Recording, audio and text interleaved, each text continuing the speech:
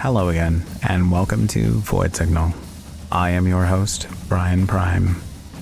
This week's episode is a chat with three members of the Harbingers Drum Crew, a corps of drummers who get together and put on incredible performances. They first caught my attention over a year ago as being a unique sonic experience, and I'll try to explain why. If you've never been out to a live show with a drummer, it's a very distinct difference between with and without. I love electronic music, and it can be amazing without a drummer, but to have someone in the room who's using violence on an object to make this fantastic, loud sound, it brings a lot of energy into the space. The limb through the air, and then the strike, and the vibrations go out. You feel it as well as hear it. Now, if you can imagine another person in the room doing the same thing and it turns it up a couple of notches, right? So then you have multiple people putting their limbs to the purpose of noise, and then another one and another one. Each person banging and striking and hitting, beating out a tattoo for your pleasure. And the displacement of air, the warmth of bodies in action, and a tremendous amount of synchronous effort. Thunderous vibrations that make you lose track of your heartbeat. And this drumming that speaks to you, a primal thing in you that makes you excited, can make your emotions swell in you for reasons you don't understand. And maybe that makes you dance or sing or just smile and nod. That's okay. Animals dance, animals sing to varying degrees of quality, and all of them are accepted. The Harbingers Drum Crew bottle up and distill an experience into a thing that lives, that's different every time, but the demonstration is always incredible. So here's a chat with some of the lovely folks from Harbingers Drum Crew.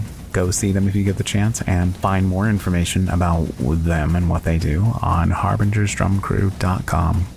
One last thing, and you know what it is. Void Signal is ad-free and powered by people. I am that person, and every dollar helps. Please consider visiting voidsignal.net or patreon.com/voidsignal and subscribe for as little as $2 and get hours and hours of content. Voidsignal.net also has links to Void Signal merchandise that features the crazy sick Void Signal logo. You can also just hit my buttons, share my things, or subscribe to Void Signal on different platforms. It's free, and the small stuff helps a lot, and I appreciate it just as much. Okay, that's it. Our time is at an end. See you next week, or subscribe and we'll talk some more. Stay safe, stay loud, and take care.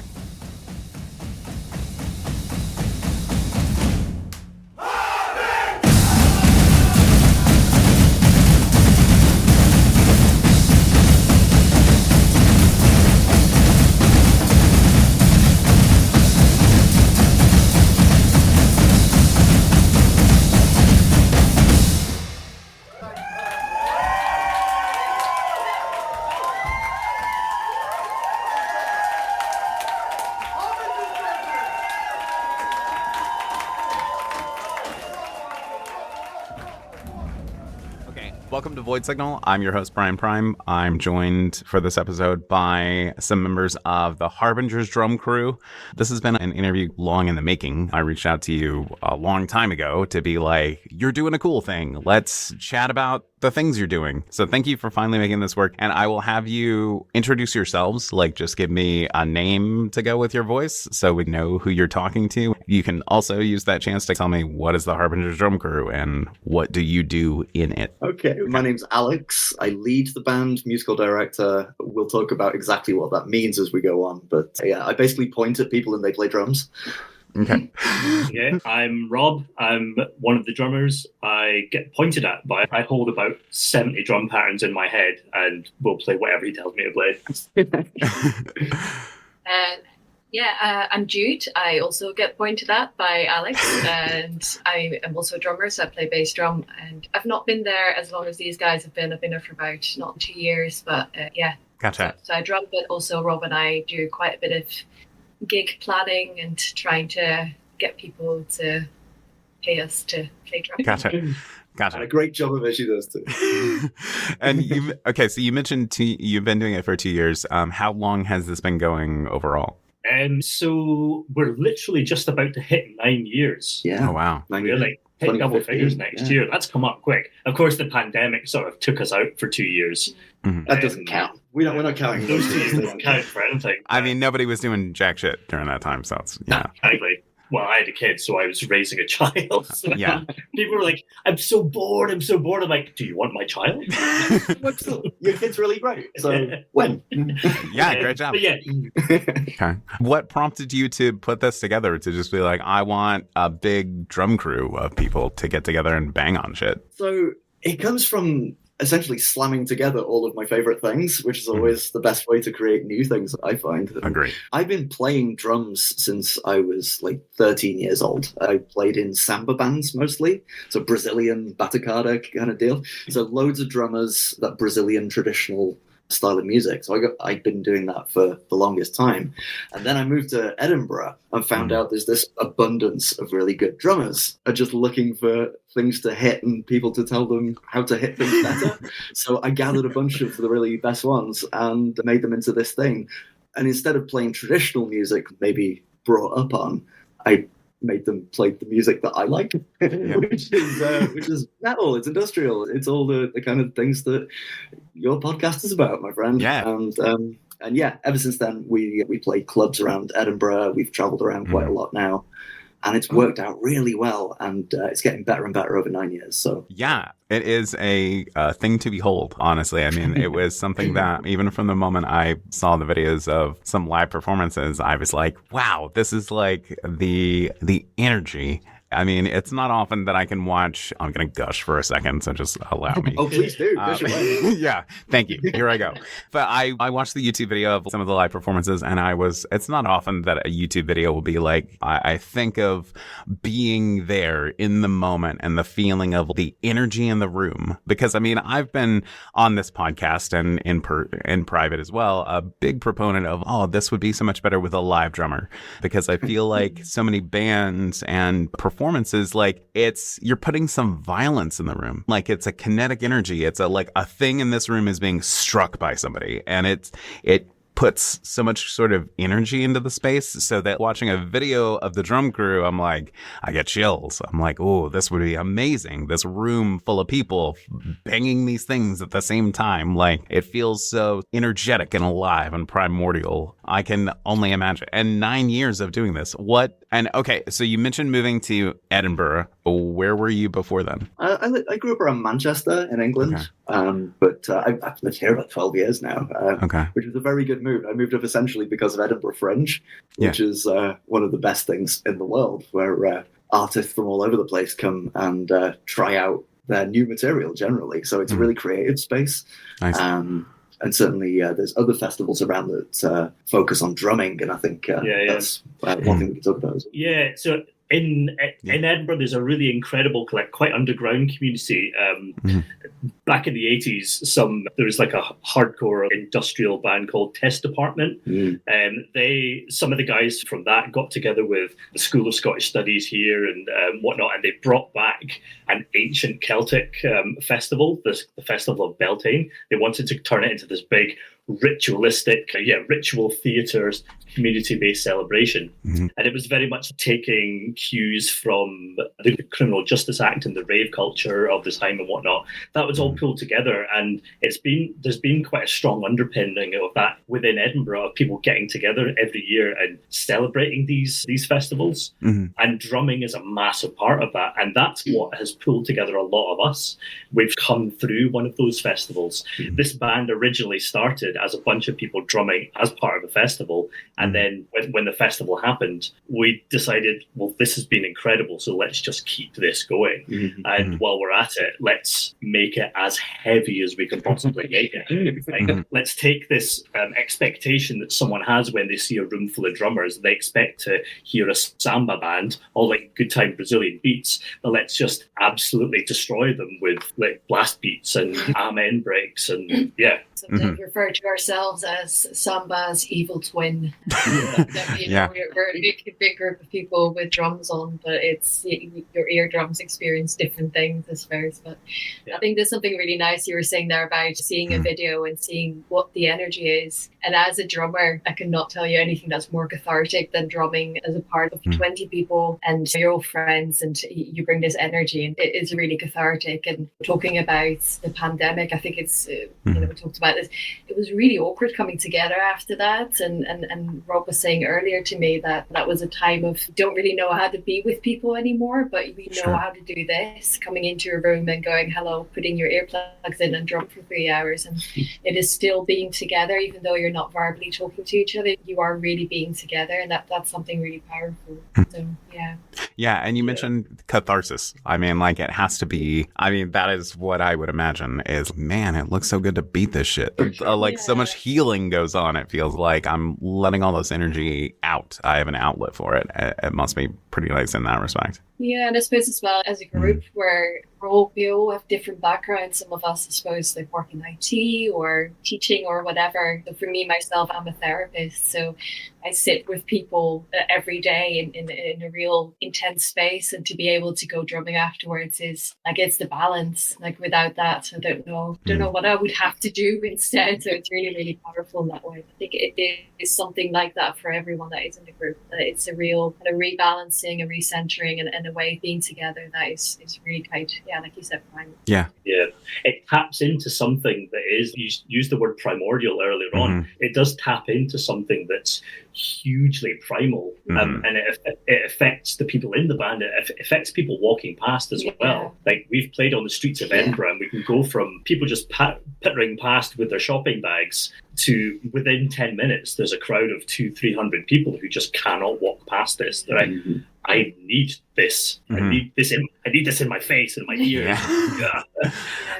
Relatable, understandable feeling to have, because I experienced the same thing just through a video. This is a thing worth paying attention to, and it grabs you in such a great way. And I mean, I've said this before too. I can go to almost any sort of a live show of almost any kind of a music, because if it's got a good beat, like if it's got a person banging on some shit, then it might be good. Like, it might be at least fucking acceptable. In your case, it's like actually good. So let me ask you that question though. So currently the Harbingers is a live iteration only kind of a thing, and there's a lot of you, and you're tied to this geographic location. How does that impact the future of what you want to do with this? So it's an interesting question, that because of the live element of it, and the experience is really the thing. It's not so much about the patterns. They could be any patterns. It's the experience of being in the room. It is a hard thing to translate into recorded media. We've certainly found that every time we try and record it, every time we try and film it, I mean, you've seen the YouTube videos, and that rate captures 10% of what the actual experience of being in the room is. So the best way to experience what it is we do is to be in the room with us at a show. And obviously that means more people should come to the shows, but that means that record it is really, and it's something that we've done some recording, we've tried it. Never quite does it. It never quite does the thing. It sounds roughly like the patterns, but it's missing some very key element.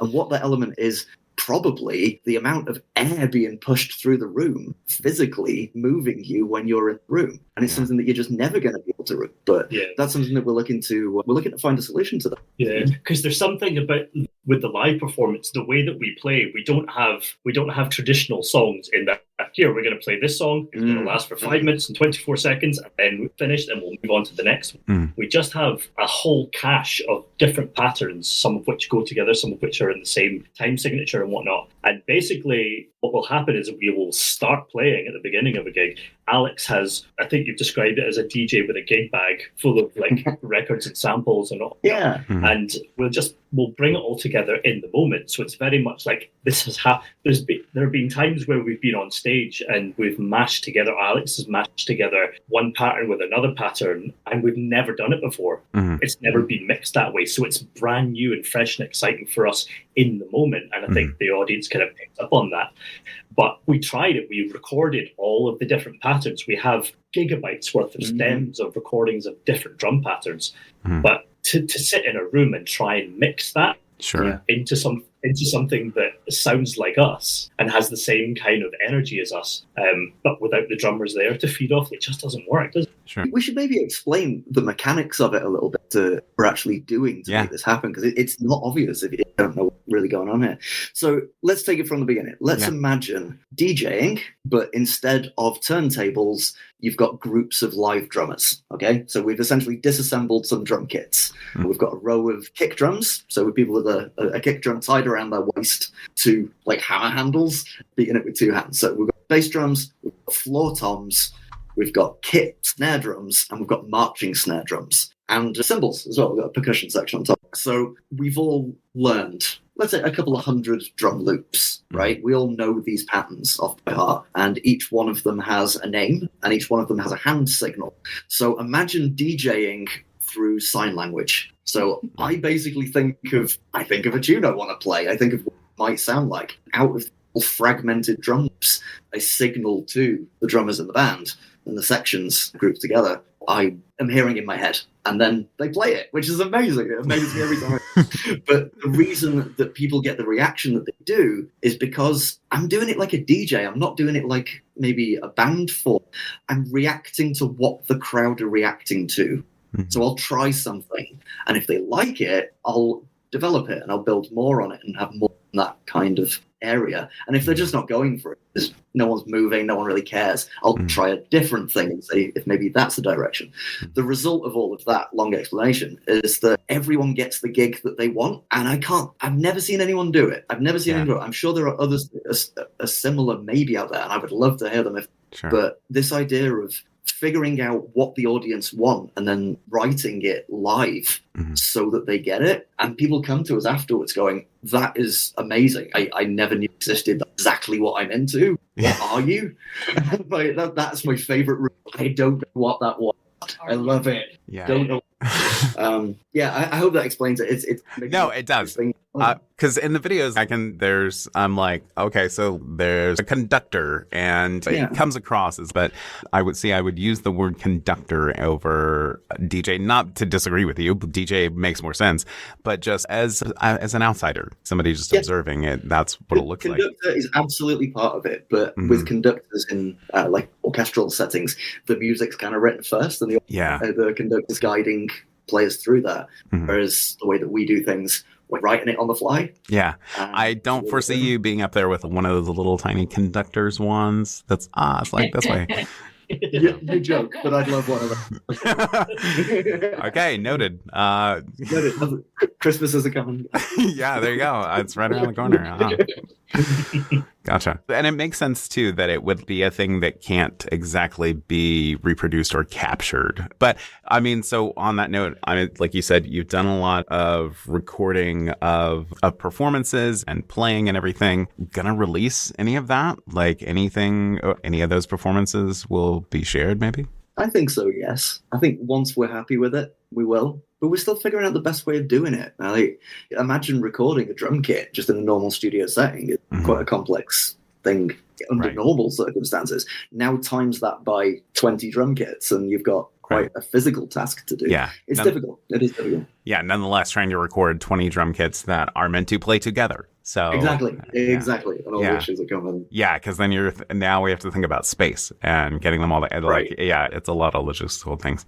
I'm looking forward to when you overcome that, and then I can enjoy. Me too. I can enjoy the Harbingers myself as much as I wish, whenever I want to. Okay, so what's the next thing that you have on your horizon that is coming up that you're like super pumped about? What's the next step for the drum crew? So we're heading into winter. So we've just had the festival season, and we did a bunch of really cool stuff this summer, including, we got booked to go and play for a whiskey distillery on Isla. They do a whiskey festival up there once a year, and they really wanted an industrial drum corps. So we went. We were essentially a house band for a whiskey distillery, and got sent away with lots of really nice free whiskey, which is about as Scottish as it gets over here. It doesn't pay the bills, but okay, very well, thanks. But so on the immediate horizon, we've got small club gigs happening, and there's something happening on the 19th of this month. It's an introducing night where we're headlining, and we've got a couple of industrial outfits that are supporting as well. One called Mrs. Fright House. Looking forward to that one. Industrial terrorism kind of. I think that they're quite bizarre and out there, and I'm looking forward to hearing them. Fun. We're doing roller derby. Oh yeah.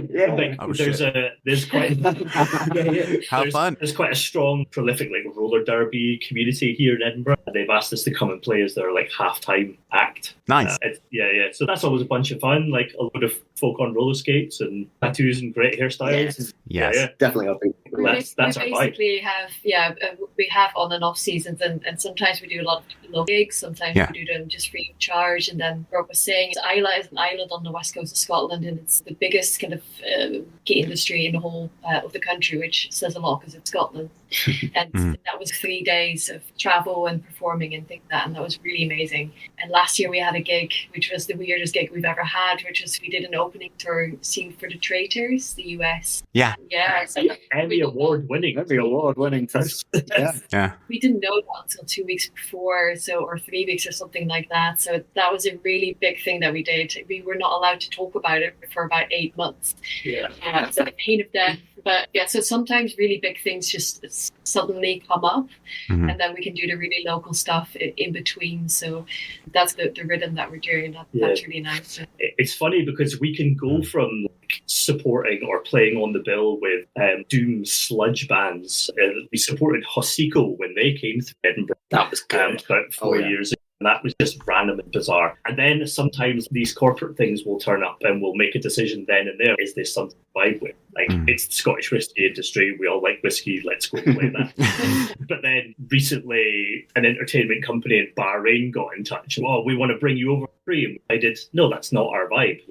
That's way beyond what we're into. And there's a values thing there as well. So because this isn't our bread and butter, we're just having fun and we get to choose what we do. And we get to choose the cool gigs. Yeah. That's a wonderful position to be. You only pick the good one. Yeah. And because we're all acoustic as well, we can literally just, if we fancy it, turn up in the street and play a 45-minute set to someone by. Yeah. That's a really fun thing, actually, because in Edinburgh busking vacation, we're like a 130 decibel acoustic band. So I don't know what. Yeah. And no, I think that's cool that you're picking and choosing. I was going to say the logistics of getting people together must be a bit of a struggle at times. I mean, you almost have to have a dedicated person to do that. It feels like you are a staffing person in addition to hitting this drum when you can. Yeah, Jude and I do the gig booking. We are chief cat herders. There's something about getting 20 hippies to the other side of victory that does make you age quite quickly sometimes. Sometimes I think we're doing well if we can get 12 drummers in a room for a performance. At 12 we hit our full stride. Any less than that it doesn't work. But it's very rare that we'll get all 22 people in a room together. Yeah. Congratulations. Yeah. I admire your determination and effort. As somebody who also has to schedule musicians, No kidding. Yeah, that is a struggle. I admire your patience. It's nice when it comes together. So I think when we went to Islay, it was both different vehicles and ferries and camping and all of that. My gosh, but it worked. Yeah, a lot of moving parts to this, it seems. The real trick was letting someone else do it all for us, because when we created everything, they got a coach and they picked us up and they drove us the entire length of Scotland. Wow. And wonderful, great experience. That came out of the clear blue sky. I was thinking, we were just talking about it briefly, but that gig came out of absolutely nowhere. I don't know how we got that. Apparently YouTube. Someone the same as you. I don't watch The Traitors, or if that's in your sphere of experience over there, but apparently it's a big deal. I'd never heard of it before it came, but they wanted a kind of like a ritualized sort of kind of Hunger Games style ceremony for the series. It's like a reality television show based in a Scottish castle, and they wanted some drummers, and so they Googled Scottish drummers, and apparently we were the Right. pick or something. But they made us look very cool. They did. We stood in front of this castle. There's less than some drones flying around us. Yeah, that's definitely one. Show the family. Yeah.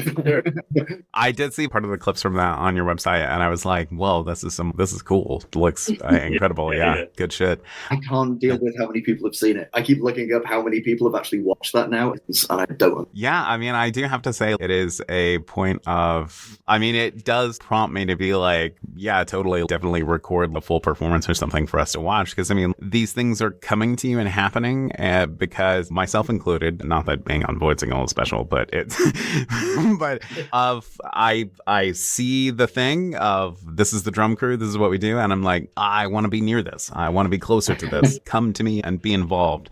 So it's understandable that, at least for me, is to find it on YouTube and be like, this is a rad thing. So it makes sense. If you want to get some local bookings where you are, we probably. Yeah, I'll jump right on it. I get on that. A hard sell. Hey, can you fly over 22 people from? How can that be? Right? How hard can it be? It's just some plane tickets, God. I might not do the logistics for that. We'll leave that to you. Oh, okay. All right, great. I only hate that, so that's okay, great.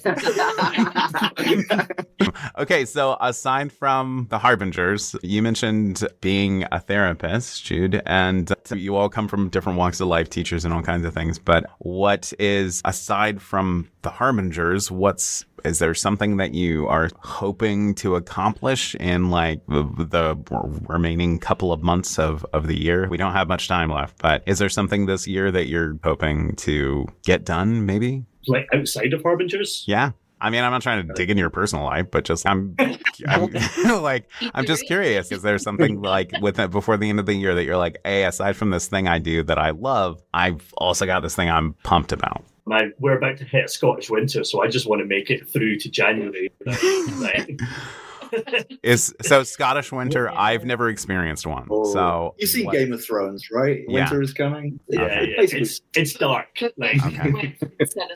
But wet instead of Okay. There's about 10 minutes. There's about 10 minutes of daylight every day, and you're never there for it. Okay. Some cannibalism happens, maybe. Yeah, it's not quite as bad as that. We do that anyway.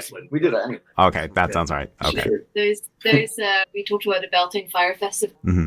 Celtic Festival. There is an autumn equivalent, which is Samhain, which I think has been branded as Halloween in many places, but another old Celtic festival, which will be on the 30th of October. A lot of drummers that are part of our crew as well that are drumming there, performing there. So that's a big Edinburgh thing. I think that's something I'll be doing. I don't know what you guys you just be miserable in the jar. And I'll be out there, full body pain. So there's stuff to do. There's stuff happening in that show. Gotcha. A lot of it is. Gotcha. All right. So when it comes to, aside from Harbingers, I mean, this is such a big part of all of your lives. It sounds like that, aside when you're not doing your regular thing, like you're doing this kind of a thing. What do you each hope it goes on to become and grow into? I mean, I know the goal is probably likely something along the lines of, let's just keep going and it gets as big as it gets. But is there a certain stage or point to it that if we made it to this, I'd be content with that? See, I think it's evolved as it's gone on. I think at the beginning, as with all projects, you think this will maybe last a year, maybe two. We'll get as much done as possible in that time. Mm-hmm. But then it's evolved through that and it becomes such an integral part of our lives, certainly mine. We rehearse once a week and it really is the highlight of the week because it's the therapy side of it. It's that you get to blow off all the steam from all the other things in your life, but also once a week you get 3 hours where you get to listen to all your favorite music with all of your favorite people. And I don't know, maybe it's just because I'm getting older, but my needs are simple now, and that is what I want. That's what I want. Every week I get to do my favorite thing in the world with my absolute favorite people in the world. I'm going to beat that. That's great. I'm happy if that just continues as is. And if other people hear about it, brilliant. I love that. And I love the fact that you found us and other people are going to find us as a result. But it's interesting though, because we've been going for almost 10 years and it exists as it is, and it's incredible and keep finding it. but there is room there for development. It can get as creative as the people who are in it have time and motivation and inspiration for. There's absolutely room for us to introduce an electronic element. Absolutely. And move away from being fully acoustic, but like actually pull in some industrial electronic influence. There's probably room to put some kind of vocal on it. There's room to make it incredibly visual and involve fire and pyro and a light show and everything. Basically, like we could just keep on going towards those things and we'll get as far as we get. There's a common kind of how do you make things better in Edinburgh is you set fire to it. So I think maybe slightly different is that we all have a career, we all have a life, we all have things that are also important, partners, be it kids, be it pets, hobbies. Is that actually I don't necessarily want it to grow so much that I would need to give up other parts of my life to do it. So it's almost like it finds a bit of a balance where we do what we do really well, but also a way that it doesn't take away too much the rest of the balance. And I think we're finding ourselves in such a privileged position where we can say no to things that we don't feel like we align with and can say yes to the things that we do really want to do, as opposed to needing to say yes to things that we don't really want to do. And I think that in a way, I think is for me really important. And you know, setting shit on fire is always great. I think, you know, it's something that I think it would be awesome would be to collaborate with other artists, and that would be amazing. A lot of really good metal gigs that come up to Glasgow usually in Scotland to collaborate with one of them. I think that would be awesome. I don't necessarily think we want to go on tour because it's hard enough to get people to one side of the country. So if that makes sense, it's thereabout, it's balancing out. And that's a really good place without it being a stretch. I think the collaboration side of it is the perfect option for that, because we get to do the thing we do, but bring people in to do the extra part. Every time we have collaborated with people, what was the metal band we played with a while ago? They were brilliant. And the name escapes me off the top of my head. But we played a live show with a metal band. It was brilliant. And I think we've talked about electronic artists coming in. And I was going to say, always fancy working with a rapper as well. That'd be great. Oh, that would be amazing too. But that was something I wanted to interject, is that your sort of style and what you do lends itself so easily to so many different things, of like a metal band or an electronic artist or industrial or whatever. It's happened as well. Drum and bass system. That's right. We played with Polly, live drum and bass DJ. That was good. Nice. Good fun. So many of the industrial artists that I listen to, like the percussion and like the clattering of percussion is so much a part of it that we could absolutely start to take on that sort of form if there were artists for us to collaborate with. Yeah. I hear you've got a few people listening to this. If anyone fancies reaching out to us, let's have a chat. Let's talk. I was actually going to bring that up. So on that note, I was going to say that I've caught Sphere live twice, and Scott Fox does a fantastic job of transitioning his music to the live arena by having a bunch of drummers on stage of, you have hands, come up here and beat this. So it was not quite the same, but it was still a chance to experience industrial music with drums, like a lot of drums, a lot of people beating stuff in a room. So I mean, as a fan, it's a thing that I want to see too and want to experience. Let's take this cool thing and what can it be when it interacts with something else that's cool? Like I want to do that all the time. So I'm always like, hey, what's your email address? Hit up my homie blah blah blah for a remix or whatever. So sometimes it's like, oh, I want you to do this because it'll help you. Times it's like, I want you to do this because I want it. So that is a good enough reason. I will say that. Exactly, right? I have these powers of persuasion. I will make this thing I want to have. Great. But no, absolutely. Collaborations sound amazing. Is that a thing that is there a limit on, I don't know what the hell I'm trying to ask here. Is there anything you would like? One thing I do want to turn around to before my mind escapes me. You mentioned the visual component, and I wanted to comment on that before it got to far away. But there is a great visual element of not only is there all these people in a room drumming a thing, but you have a bit, not a uniform, but everybody's dressed similarly. These people are together, and you've done such a great job of sort of providing a visual style to what you're doing so that it's very identifiable. And I think that's one of the things that really helps sell it, especially in the videos, is that not only here's all these musicians who are doing this cool thing, but they are together. It's a unit, it's a group, it's a band. It feels very cohesive. Anyway, my point in bringing that up was just to say, good job. It's great. Yeah. That's really good to hear, because it is a difficult balance. We didn't want it absolutely identical. Everyone wears the same black boiler suit, that kind of idea. But we wanted to let everyone express themselves, but within the bracket where everyone looks like they're on the same team. Yeah. It's a tricky thing to get right. A few years ago, I discovered Crisis Wear over in the States where you are, and I just fell in love with their entire catalogue. I'm like, could we make the band look like that? Yeah. Yeah. They send us some stuff. We wear quite a lot of the We've got some stuff. Yeah. And then at the same time, because I'm very cheap, so I just made something myself that looked the same as Crisis Wear. And then some of the guys wearing the kind of utility kilts, or it's basically kilts but made from cotton and black cotton.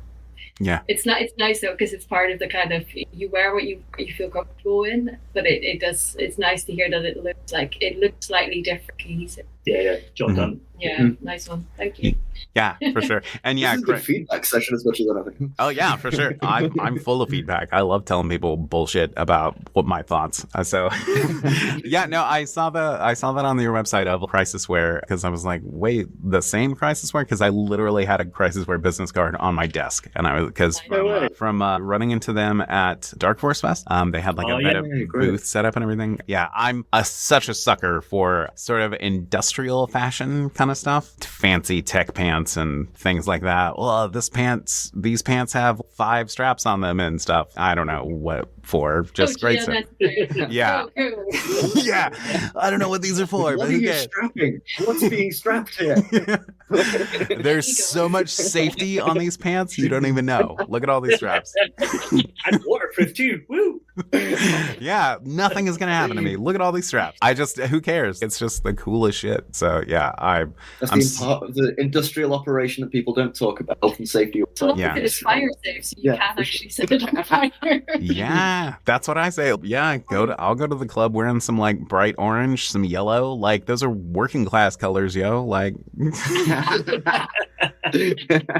Check me out. I'm very highly visible. Yeah, everybody can see me. Like, hello, look at all this orange. If in an emergency you may find me, I will assist you maybe, but not professionally, but that's okay. Okay, well, I don't want to keep you too long, and I do want to put the last question of the show to each of you. What is something that you have been enjoying recently? And your answer can be anything. Book, TV show, movie, just what's something that you're jazzed about? Oh, I'll take that, because that's literally what we were talking about just before we turned the microphone.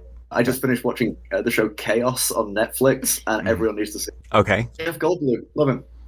Oh, yeah. That's a recommendation. I think everyone should watch it. Okay. Can you give us like a 10-second, this is why? Oh, here is why. Jeff Goldblum is Zeus, and it's a modern retelling of the... but done by someone who really knows their stuff and does a really good job of. Can't recommend it highly enough. Best thing I've seen in years. Okay. All right. That's fun. I went to a festival a couple of weeks ago down in Bristol in England called Arctangent. It's like a kind of heavy music, metal, left field fest, music nerds. Like it's a very strokey, beardy kind of post-metal, like post-rock, like really weird left field electro-punk kind of stuff. And I discovered some incredible music there. I saw Author and Punisher. He's always amazing. Well done, there's a band called LLNN, or I think they're Danish, like apocalyptic metal, but they've got a side project called John Connor, and it's like apocalyptic Terminator industrial kind of stuff, and that made me very happy. Hell yeah.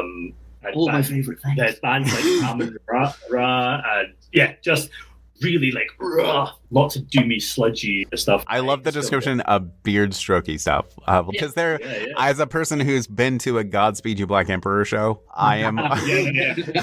There is certainly some times that you hear or see performances that you're like, there's no other action. It doesn't matter if you have a beard or not. You just assume the beard stroking position of what is this? And you can't see this. Rob's stroking his beard right now. I believe it. I was stroking mine as well. Across the waves, we have connected to stroke our beards at the same time. But yeah, this festival, the headliners were Explosions in the Sky, Meshuggah, and Mogwai. So that gives you a flavor of basically I'm like a little teenage boy all over again, discovering loads of new music, so it's good. Yeah, that reminds me real quick, the Fountain soundtrack with Mogwai and Kronos Quartet, and it's arranged by Clint Mansell from, I mean, he was in Pop Will Eat Itself, but it's the soundtrack for that movie is just such a beautiful blend of strings and piano and rock, and I remember that. Yeah, that's good. Did you say The Fountain? The Fountain, yeah. Yeah, I love it. It's a great movie. I hadn't thought about it. Yeah, best films. It's gorgeous to look at, but just, I mean, even before the movie came out, I remember hearing part of the soundtrack and being like, I need to hear this 1,000 times. Just beautiful and well constructed, gorgeous. Yeah, for sure. But you mentioned Mogwai, and I was like, they did this fucking thing that was so good. Yeah. Good choice. I was gonna say, in terms of books, I've just finished A Little Life, which is 700 pages. Fucking misery. I finished that. Sounds pretty big for A Little Life. It's described as trauma porn, and that is what it is, but I was dedicated and then kicked the book down the stairs when I finished it. So, not that. I've seen Soilwork later in this year, which is a Swedish metal band. And it's one of the first bands that I started listening to probably when I was, maybe 19, 20 or something like that, kind of metal. Been revisiting some of the older albums. That's been really nice. That's when you listen to music that you listened to when you were 20 years younger, tap into older self or younger self, and that was really nice. Yeah, Soilwork, great. They're awesome. I know the name, but it's one of those that, like, I've heard this name, but I could never pick out a song. Some of it was, I think, one album that was produced by Devin Townsend. Okay. Yeah, that's a name I know. I saw him open for Avatar here in the States, which, if you've not heard Avatar, great Swedish metal band, an incredible performance. Like, just one of those bands that, like, I was there for one of the openers and I had never heard the headliner and was like, this will be cool, I guess. And they melted my brain, and I immediately had to go catch the same tour like 30 days later, and just because I was like, this is a band to see. And I dragged a person with me to see them who was like, I don't know who this band is. And I'm like, you will. It's great to find bands that just are so transcendental that, like, their live show can just be appreciated by anybody from any walk of life. I feel like that's the appeal of the Harbingers, is that, yes, you're inspired by industrial or tribal or these things that are not maybe mainstream, but that it has such a broad appeal and such a universal, again, primordial sort of a draw to it of, well, of course you're going to tap your feet or move along to it because you're a human and we got your fucking number, buddy. Like, you better get to dancing. Like, it makes sense in that respect. It is neat because I think often the most enthusiastic people within our audience are either 5 years old or they are like 60-year-old women that have never liked this kind of music before, but they go, just this is amazing, this is something really good. So it's not people maybe that you expect to get really enthusiastic. It's people that it really speaks to, but in a way that they don't quite understand. And it's like the most joyous thing when someone comes up to you with just puzzlement in their face going, that was great. Who are you? That's a very essential question as well, you know. What are you? Who are you? But yeah, good question. Don't have an answer. Nice. Well, I was just to answer the question myself. The thing I've been enjoying recently is I'm getting ready to go to Wasteland Weekend at the end of September here in the Mojave Desert. A thing that would be amazing to have the Harbingers at. For sure. Absolutely. It's a post-apocalyptic festival in the desert. Yeah. I am all over that. Let's do it. Yeah. It's, Let's do that. That sounds great. So I've never been camping before, and so I've chosen this as my first experience in the middle of the Mojave Desert. Yeah. Wow. A very inhospitable. I also. Yeah. I mean, it sounds amazing. I love Mad Max shit and post-apocalyptic stuff, and a festival in the desert. Great. You got to be in costume. Awesome. But I was also reading. Okay, so in addition to Mojave Desert, crazy hot, it is tarantula mating season. Oh, yeah. So, yeah. Okay. Yeah. That'll be nice to see in your tent first person, won't it? Yeah. Well, have fun. Yeah, thank you. Do tarantulas have a mating call, and do you know what it sounds like so you know what to stay away from? Oh, that's a good question. I hope they do not, because that sounds awful. I don't know of a way to make tarantulas worse other than making them make sound.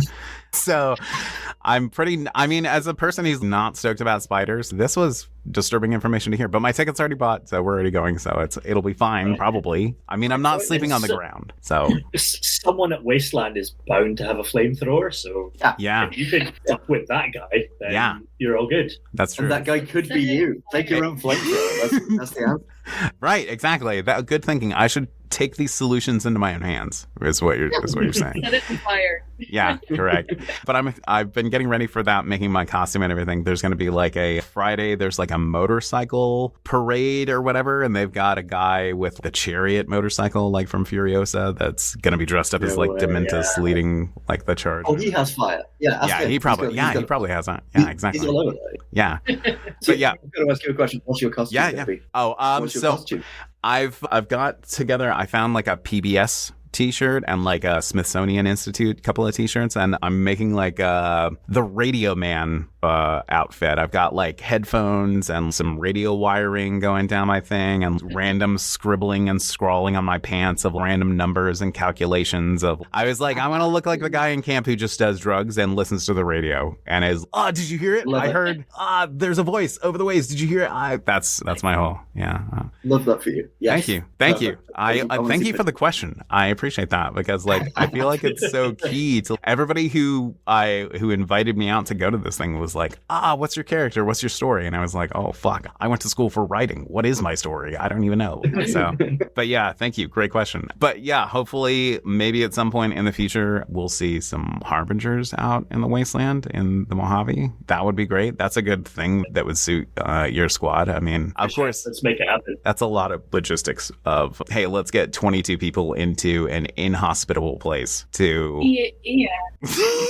and tarantulas. I don't think they properly sold it there. Did I mention the horny tarantulas that are going to be all over the place?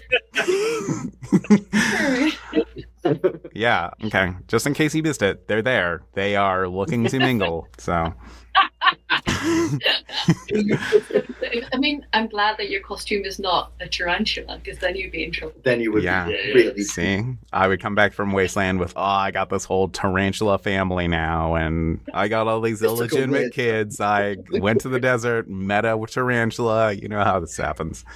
Yeah, again, damn, another tarantula family off. Okay, we will go ahead and wrap it up here, but thank you all so much for taking the time to come have a chat and talk about what you do. And I am hoping to, at some point in the future, make my way over the pond and experience land that's older than where I am. Not older, but older governments and places and culture and things. And I will hope to one day catch the Harbingers live myself. That would be fantastic, either there or here or wherever. But until our paths cross, thank you so much for doing what you do and making what you make and coming on the show. Thank you for having us. Thank you very much for that. Great. Yeah, thank you. Okay, I have...